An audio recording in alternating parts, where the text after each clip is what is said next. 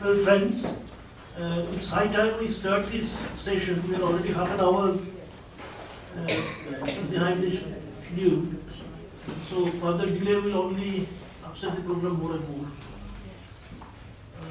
Maybe some other participants will come, but let us not wait for them.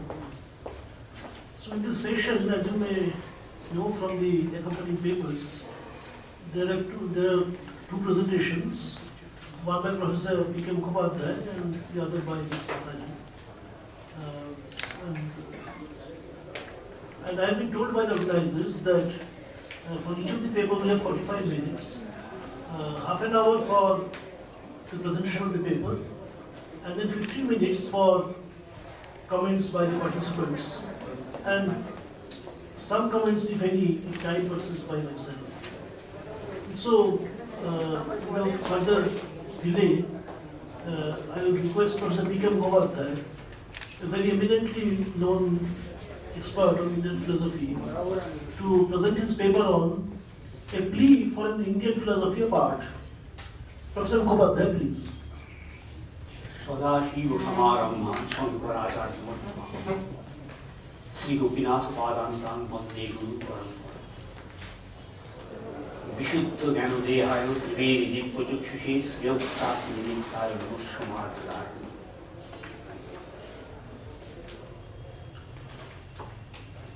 I am indeed grateful to the organizers for giving me this opportunity to share some of my thoughts with you.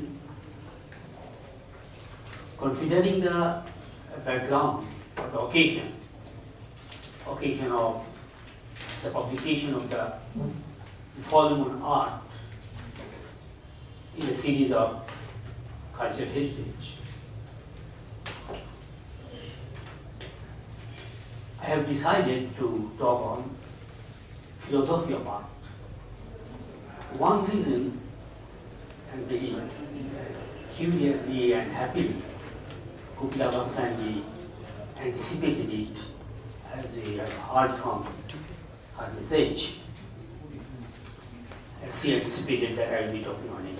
The reason is this: as far as I have been able to go through the contents of these two volumes, if I am wrong, you may correct me, but one aspect has been not well represented, at least in these volumes, and that is the philosophy of art. In each paper, history of art has been touched upon, but philosophy of art is serially lacking. So there is one reason why I have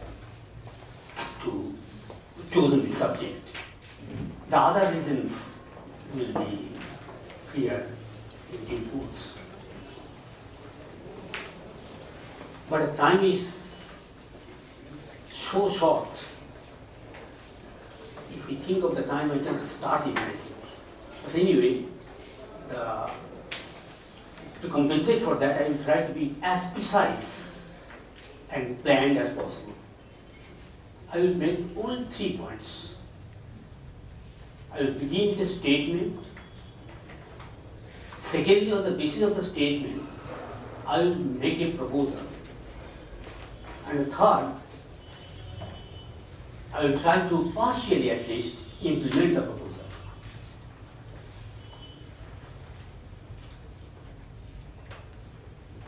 The statement is this: that India did not develop philosophy of art. The proposal on the basis of it is this: that philosophy or philosophies of art should be developed in India. And third, I will give some idea of what philosophy of art should look like.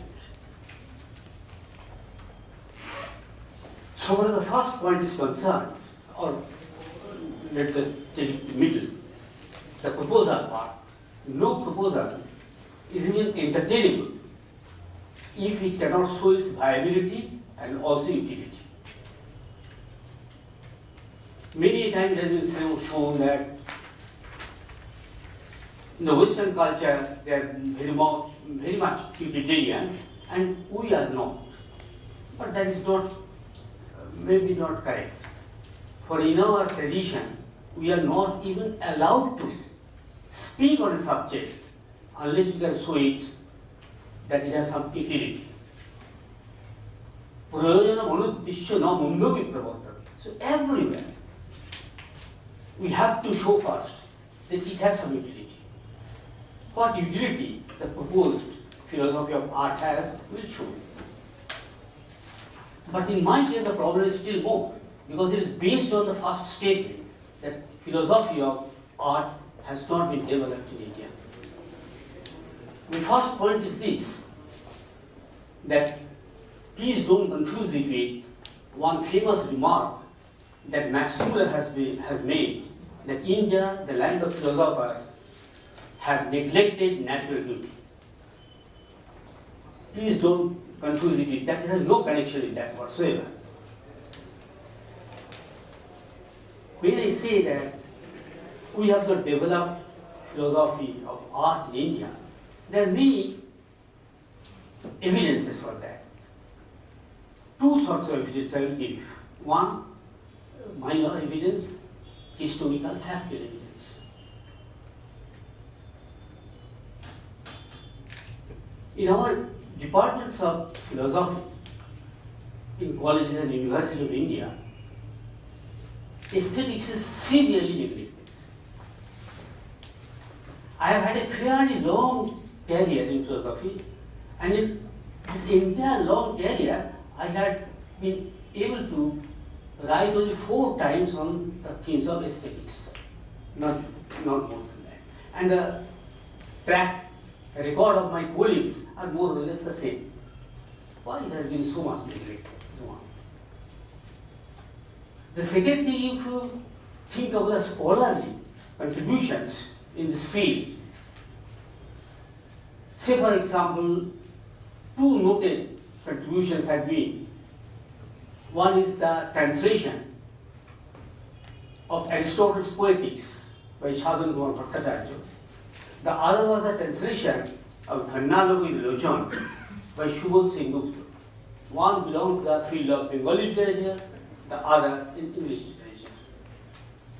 So far as philosophers are concerned, Prabhas Jivan Rai Chaudhary, he published a small tract, and Devi also wrote a small book on aesthetics, but they are very minor work.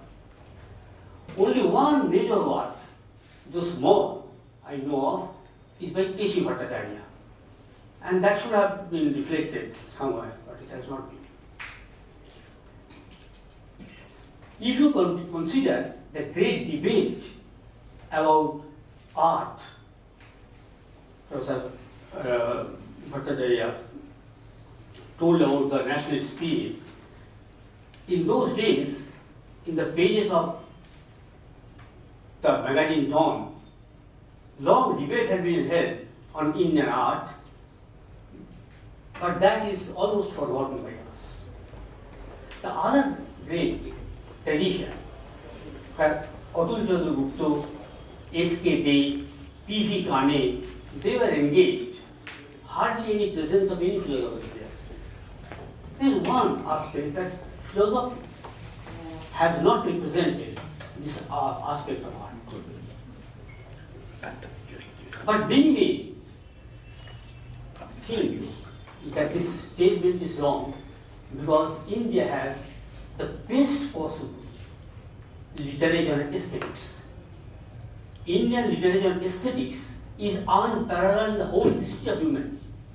No country, no civilization has produced as much literature and aesthetics, both in variety and in quantity, which India possesses.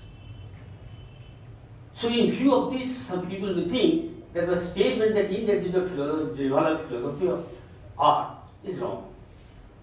But it is not true.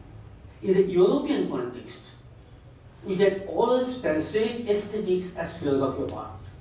In India, that's absolutely not the case. Here, aesthetics is not philosophy of art. Philosophy of art did not develop. So, because perhaps it is good that aesthetics develop outside India, outside philosophy as an independent discipline. That is why it could flourish like that. Had it been only a part of philosophy, perhaps it would not have flourished that much. So it is a thing to celebrate, but at the same time, don't confuse that philosophy of art and aesthetics are the same. What are the difference? The major difference is this, that if we look at the entire literature of aesthetics, presence of philosophy is very poor. And this itself may be regarded as an argument against my proposal. If so much of literature has been produced in the field of art, and none of them care to develop philosophy of art, then today, if we propose to develop philosophy of art, it may be against the intention and the wisdom of our great predecessors. Why should I propose? They are not mean mind, they are not mean intellect. If they thought of developing aesthetics but not developing philosophy of art, might be that they have thought that that is not to be done. But this argument, which can be proved against my statement, is so. For many noted aestheticians of our country were known for their background in philosophy. We have heard about Bhatta Lallat, Bhatta Nayak. Bhatta Nayak was Shankar, and Abhinav Gupta, they are of Kashmir. Shankugo, he was an Nayayika, and is known for that. So many philosophy people with their philosophical background came to do aesthetics, but the presence in their work of this aesthetics is very, very limited. If we very carefully look into it, only one concept of our Alanka Shastra, Kappya Shastra, Nakta Shastra, they have attempted to explain from their own respective philosophical point of view. And that one single concept is Rasa Nishpatti of Bharata. Bharata made this Rasa Nishpatti, this concept they have, but in no other way these philosophical points were presented. Then, is it therefore that it was thought that philosophy and art are completely separate, antagonistic? That also should not be the case. For it is a common knowledge in our culture that no man can lack sense of aesthetics or art. It has been said that a person, none but a beast can lack sense of art. Sahitya Sangit Kala Vihina Sakshat Pashu Sucha Vishadhina. So this has, and on the other hand, what about this theory that art is for the soft intellect? This has been noted. Even in the Bharata, for Komala Vritti Naga Komala Buddhi, this is the expression. There also, Kappeshu Komalo Dhiyo Bhayame Gunanne, Tarpeshu Karkashu Dhiyo Bhayame Gunanne. The same person can make marriage. So what exactly is the utility of developing? First one is not to live with that intuitive understanding of art, but to develop a theoretical understanding of art.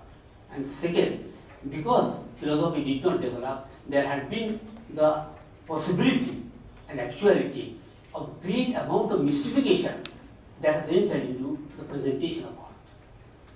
I look at it in this way, that one way of guarding ourselves against the mystification of art is to develop philosophy of art. And philosophy has its own intellect. I give one example.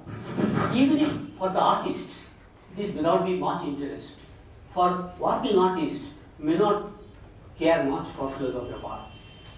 Working scientists care least for philosophy of science.